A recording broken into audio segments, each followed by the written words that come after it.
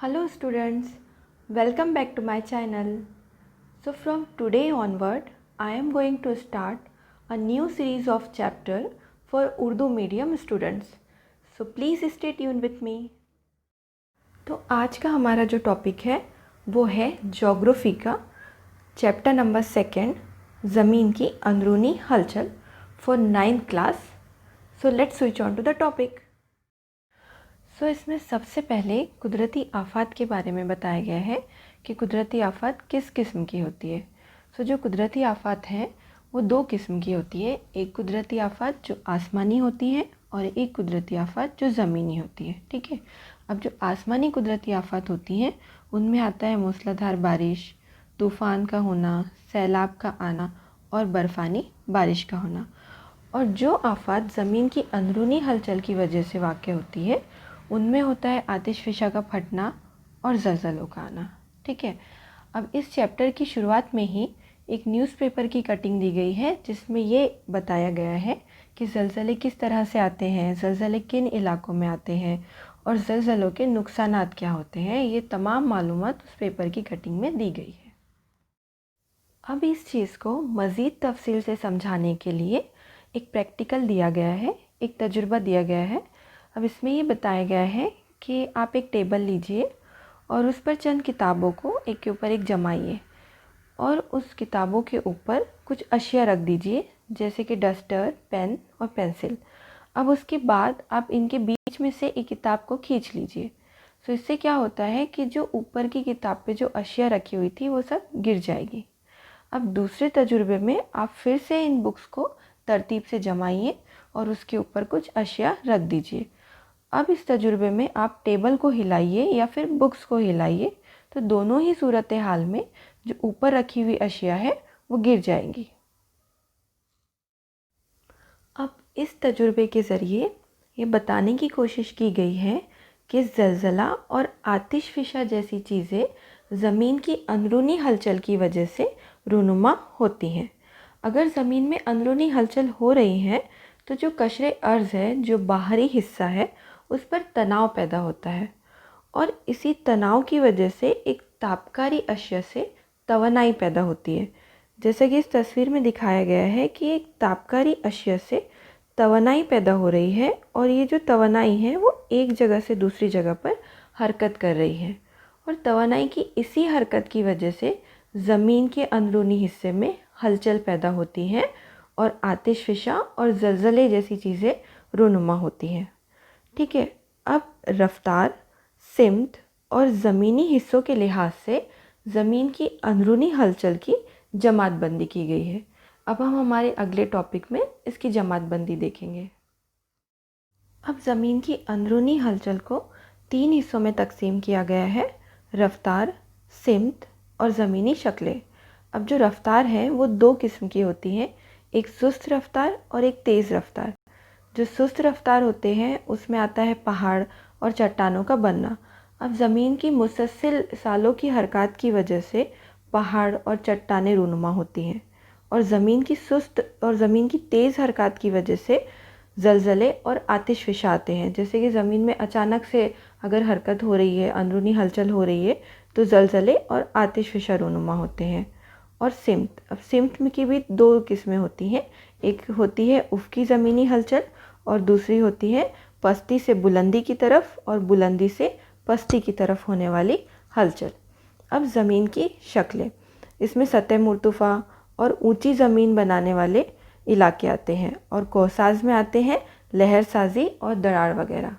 अब इसे हम मज़ीद तफसील से हमारे अगले टॉपिक में देखेंगे. अब जो ज़मीन की सुस्त हलचल है उसमें चट्टानें और पहाड़ रूनुमा होते हैं. अब इसे समझाने के लिए इसे दो हिस्सों में तकसीम किया गया है, एक दबाव और दूसरा है तनाव. अब जब दबाव में दो लहरें एक दूसरे की सिमत में आती हैं तो जो सख्त चट्टानें होती हैं वो एक दूसरे के करीब आ जाती हैं. जैसे कि शक्ल में दिखाया गया है कि दो चट्टानें एक दूसरे के करीब आ रही हैं और जब ये लहरें नरम चट्टानों पर असर करती हैं तो नरम चट्टानों में लहरें पैदा हो जाती हैं. जब दो लहरें एक दूसरे की सिमत में आती हैं तो नरम चट्टानों में लहरें पैदा हो जाती हैं.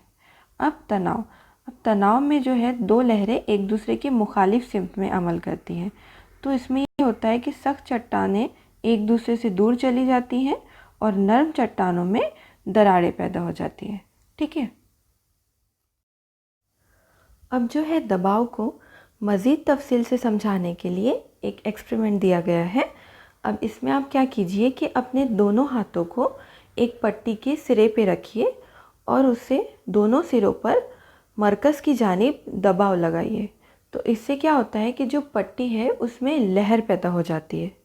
सो इससे ये समझ आता है कि अगर ज़मीन के अंदर हलचल पैदा होती है तो कशरे अर्ज़ पर लहरें पैदा हो जाती हैं, यानी जो नरम पहाड़ रहते हैं उसमें लहरें पैदा हो जाती हैं।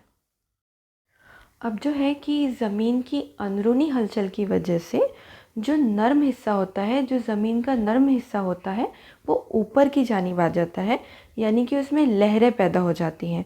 सो ऐसी जगह को या ऐसे पहाड़ों को लहरेदार पहाड़ कहा जाता है। ठीक है।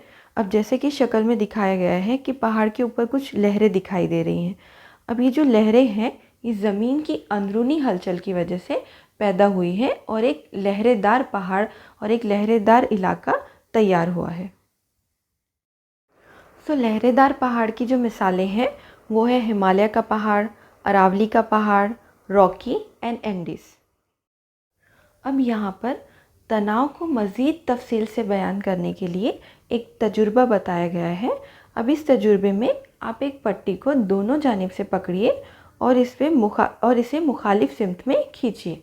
तो क्या होगा कि जो पट्टी है वो बीच में से फट जाएगी। इसी तरह से जब ज़मीन की अंदरूनी हलचल होती है और वो एक दूसरे के मुखालिफ सिमत में होती है तब ज़मीन में दरार पैदा हो जाती है। जैसा कि शक्ल में बताया गया है कि जब ज़मीन में अंदरूनी हलचल होती है और दो मुखालिफ सिमत में तनाव पैदा होता है तो ज़मीन में शगाफ पैदा हो जाती है और इस शगाफ को दरार कहा जाता है।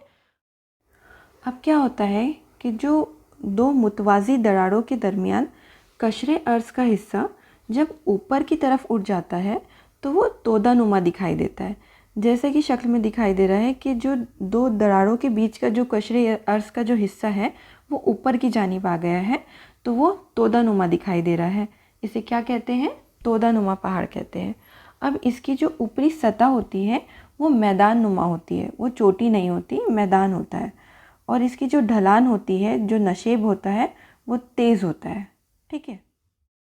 अब कभी कभी कशरे अर्ज़ में तनाव पड़ने की वजह से दरारें पैदा हो जाती हैं और ये जो दरारों के दरमियान का हिस्सा होता है वो अंदर की जानिब धंस जाता है और इस धंसे हुए हिस्से को ही शगाफ वादी कहते हैं। जैसे कि डायग्राम में दिखाया गया है कि जो मैदान है उसका जो बीच का हिस्सा है वो अंदर की जानिब धंस गया है। अब ऐसा इसलिए हुआ है क्योंकि जब तनाव पड़ता है तो दो चीज़ें एक दूसरे के मुखालिफ जानिब जाती है, दो हिस्से एक दूसरे के मुखालिफ जानिब जाते हैं और जो बीच का हिस्सा होता है वो अंदर धंस जाता है और उसी धंसे हुए हिस्से को शगाफवादी हिस्सा कहा जाता है। ठीक है। अभी जो शगाफवादी हिस्सा होता है उसकी जो ढलान होती है वो काफ़ी तेज़ होती है। अब जो इसकी एग्ज़ाम्पल है वो भारत में नर्मदा नदी की शगाफवादी है।